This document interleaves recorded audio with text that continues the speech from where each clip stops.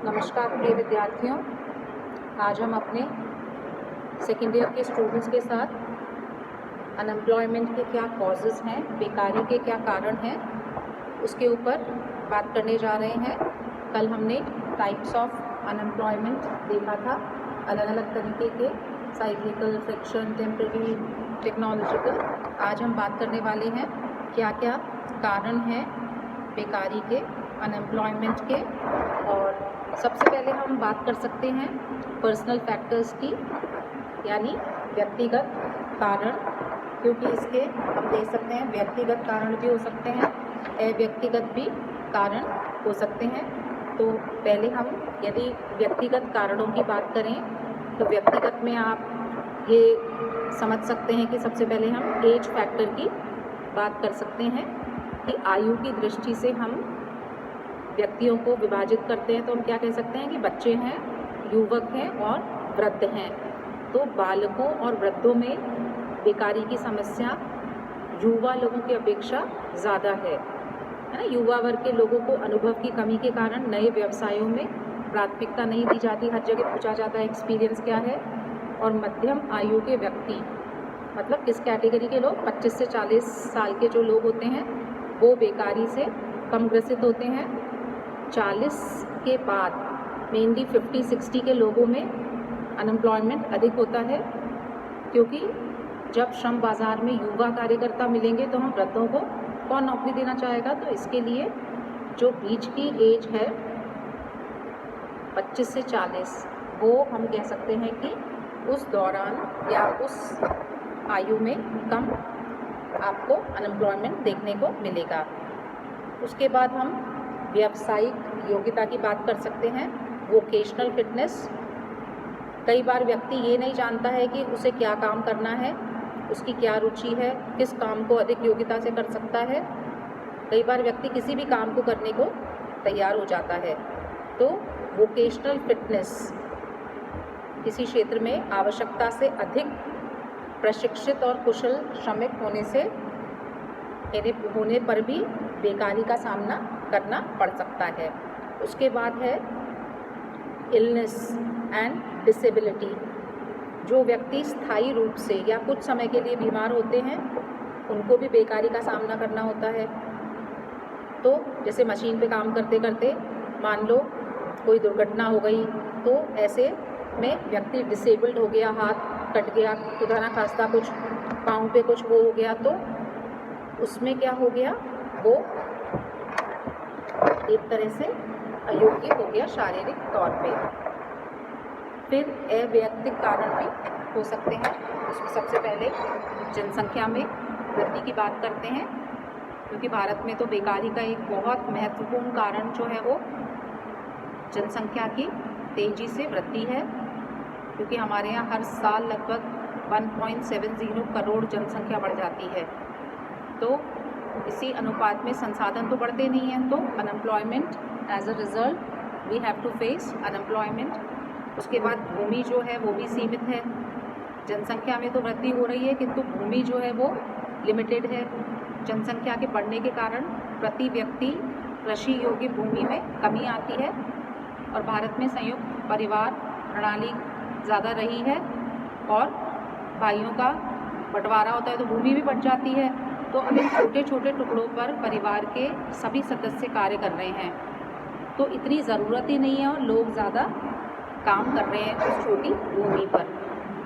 मौसम और प्राकृतिक कारण भी अपनी जगह रोल प्ले करते हैं, क्योंकि हम सब जानते हैं कि भारत का कृषि मेनली वर्षा पर निर्भर है, और मानसून तो कभी आएगा कभी नहीं आएगा, कभी देर से आएगा, कभी तूफान आ जाएगा, ओलावृष्टि, कभी टिड्डियाँ, ओले, सब तरह के चीज़ें जो है वो कृषि को हानि पहुंचाती हैं, और इससे किसानों को गरीबी और बेकारी का सामना करना पड़ता है।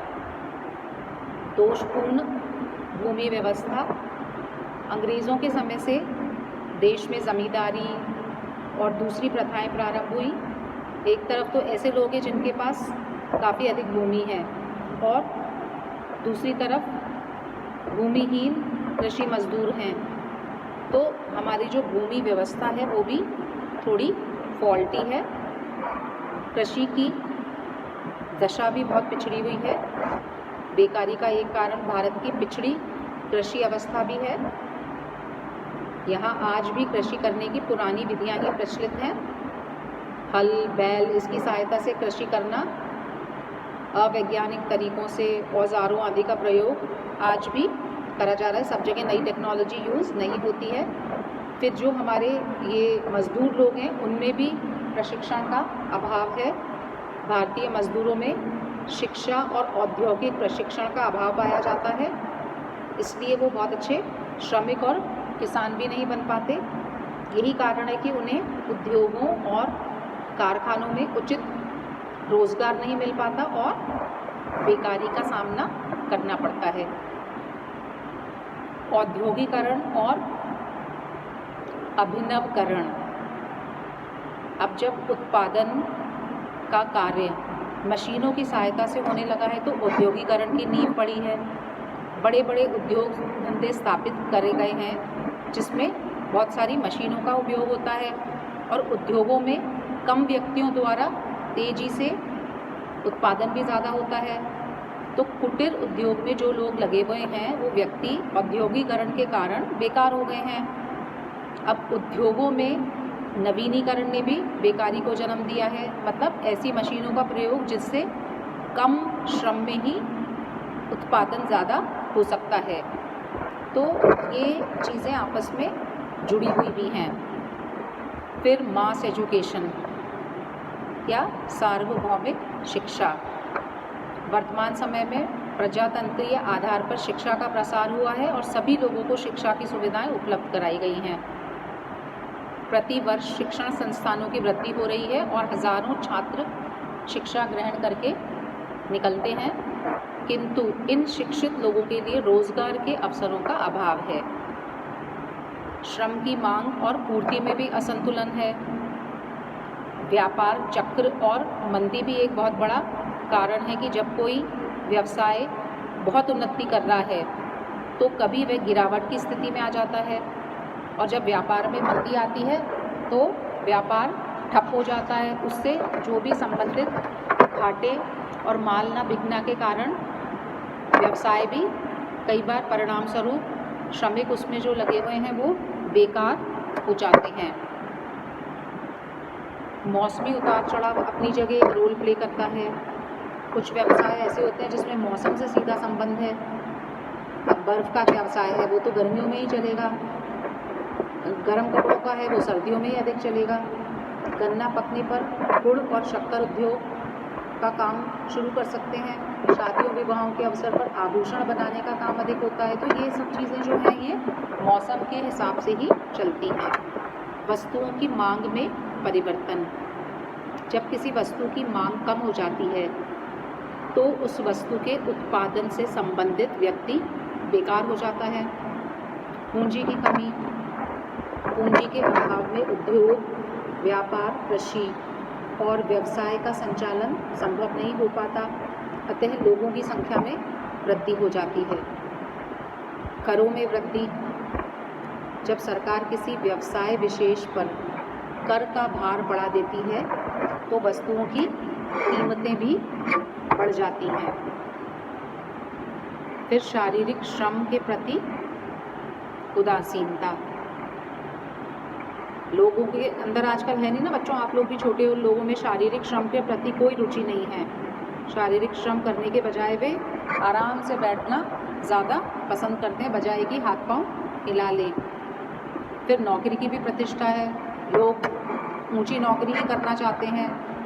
नौकरी करना मतलब एक प्रतिष्ठा का सूचक कि आप क्या काम कर रहे हैं, और जब तक उन्हें कोई नौकरी नहीं मिलती वो बेकार ही बैठे रहते हैं, अनएम्प्लॉयड रहना पसंद करते हैं, बजाय इसके कि कोई छोटा मोटा काम मीनवाइल वो कर सके। उसके बाद जब मजदूरी की ऊंची दर हो जाती है तो श्रमिकों की मांग घट जाती है और फलस्वरूप बेकारी पनपने लगती है।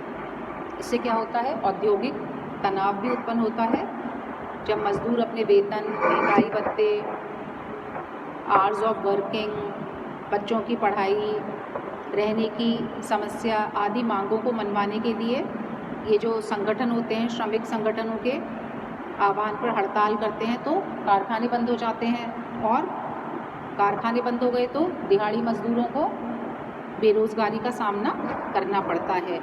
तो ये हमने देखे कि क्या क्या कारण जो हैं वो अनएम्प्लॉयमेंट को जन्म देते हैं।